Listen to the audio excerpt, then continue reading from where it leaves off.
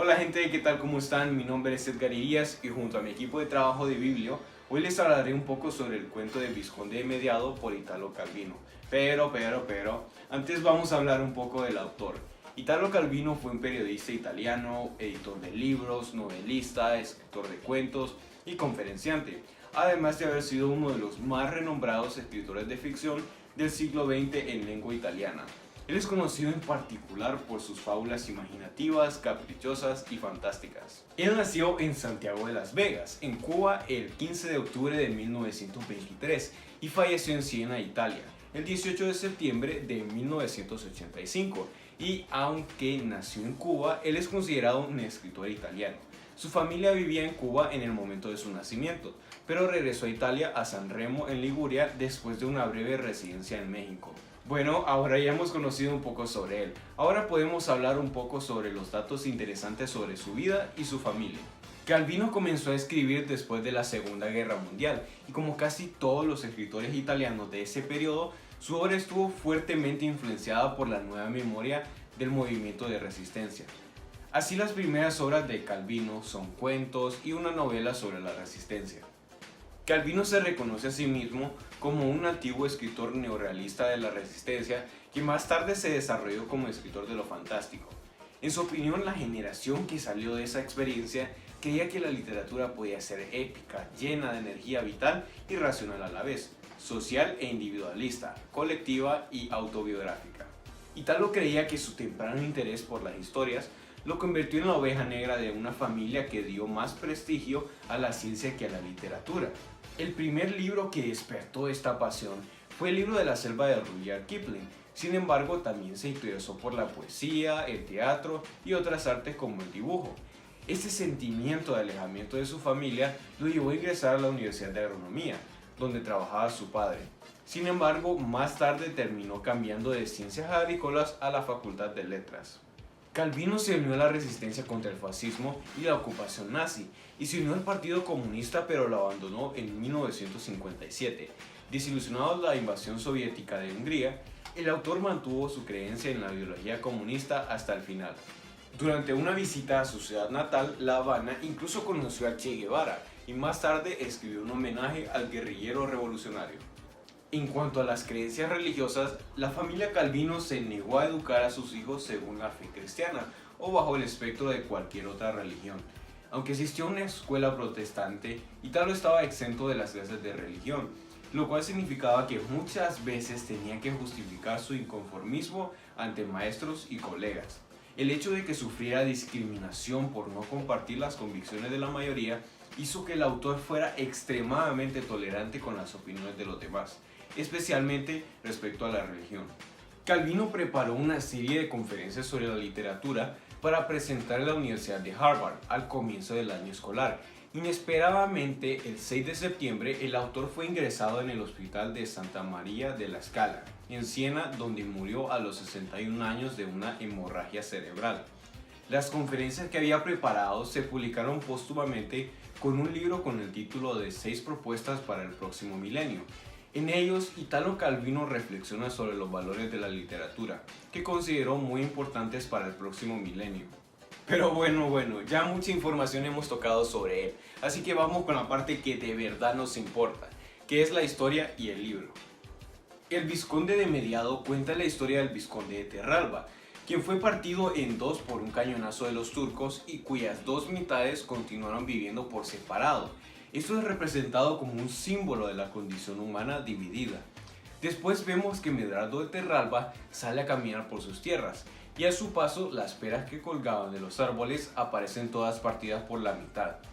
Cada encuentro de dos seres en el mundo es un desgarrarse, dice la mitad mala del Visconde a la mujer de quien se ha enamorado. Esta magnífica fábula plantea la búsqueda del ser humano en su totalidad, quien suele estar hecho de algo más que de la suma de sus mitades. El Visconde de Mediado es la primera incursión de Italo Calvino en lo fabuloso y lo fantástico. Este es el primer libro de la trilogía de nuestros antepasados, conformada además por las novelas El Barón Rampante y El Caballero Inexistente, como lo pueden ver aquí en esta página. Ahora vamos con la historia del libro. En el siglo XVII, el Visconde Medardo de Terralba y su escudero Curcio marchaban por la llanura de Bohemia, para unirse al ejército cristiano para luchar contra los turcos. El primer día de batalla, un soldado turco derriba al poco experimentado vizconde de su caballo, pero el vizconde continúa luchando a pie y es partido en dos por una bala de cañón que lo golpea en el pecho. Como resultado de la lesión, el vizconde Medardo se convierte en dos personas, el Gramo, que es la parte mala, y Buono, que es la parte buena.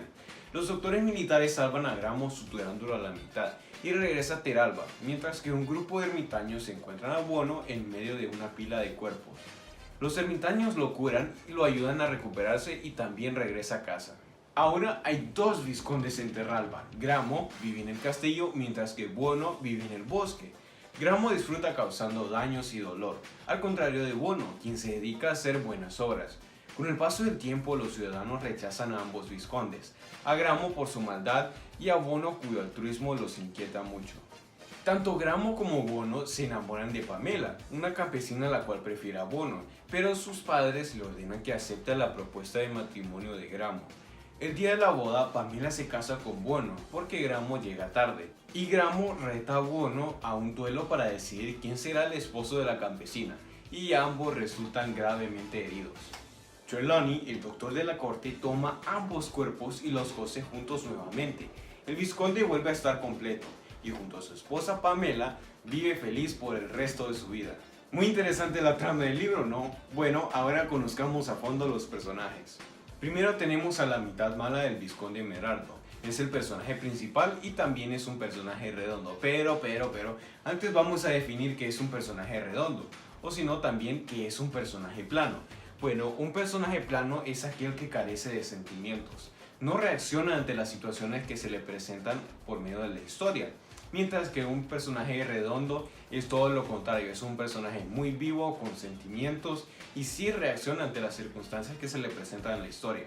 Continuando con la mitad mala, que es el personaje principal, es un personaje que comete las acciones perversas y malas contra todos, el cual tiene un carácter malévolo, por lo que la gente le temía mucho. Luego está la mitad buena del vizconde Medardo, es también un personaje principal y es un personaje redondo. Esta mitad es totalmente opuesta en todos los sentidos, que su mitad maligna, ya que tiene un carácter bondadoso y generoso, y por sus buenos actos las personas le muestran simpatía y amabilidad. Después tenemos a Pamela, es un personaje principal y también es un personaje redondo. Es una pastora campesina cuyas dos mitades se enamoran. Es alegre, rústica, perteneciente al campo, adora a los animales y a veces le gusta hablar con ellos. Luego tenemos a Sebastiana, es un personaje secundario y redondo. Es una mujer con un carácter recto, muy servicial que cumple con su palabra y es muy leal. Por último tenemos al Dr. Trelawney, es un personaje secundario y redondo. Es un doctor el cual no está interesado en contratar personas enfermas como en su profesión se acostumbra. A él lo que le interesa realmente son sus experimentos.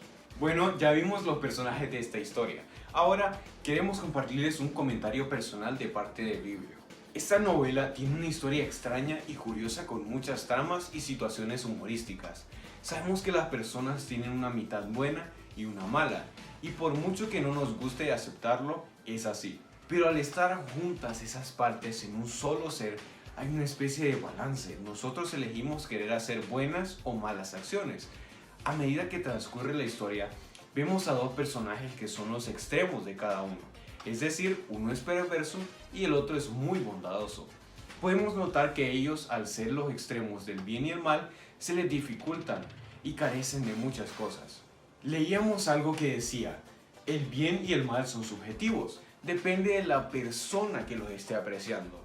La percepción moral comienza con algo tan sencillo como aquello que nos provoca placer o dolor.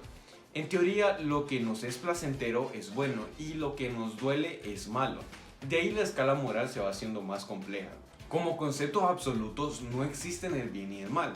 Todo evento que trae consigo un beneficio también trae un perjuicio, lo cual sería la aceptación del perjuicio como precio a pagar por el beneficio. En otras palabras, necesitamos del bien y el mal en una persona. No se puede ser totalmente bueno, porque como mencionamos anteriormente, carecerá de ciertas cosas y lo mismo pasa con el mal. Consideramos que esta historia transmite un mensaje claro. El bien y el mal son subjetivos. Por ejemplo, ¿el agua es buena o mala? simple es buena para un pez porque le permite vivir, pero también puede ser mala para un pollito porque se va a ahogar. Si se quiere juzgar algo que es malo, entonces debemos preguntarnos si destruye algún bien y si afecta a alguien o a algo. Bueno, espero que hayan disfrutado de este video. Muchas gracias por su atención. Nos vemos en otro episodio de Biblio.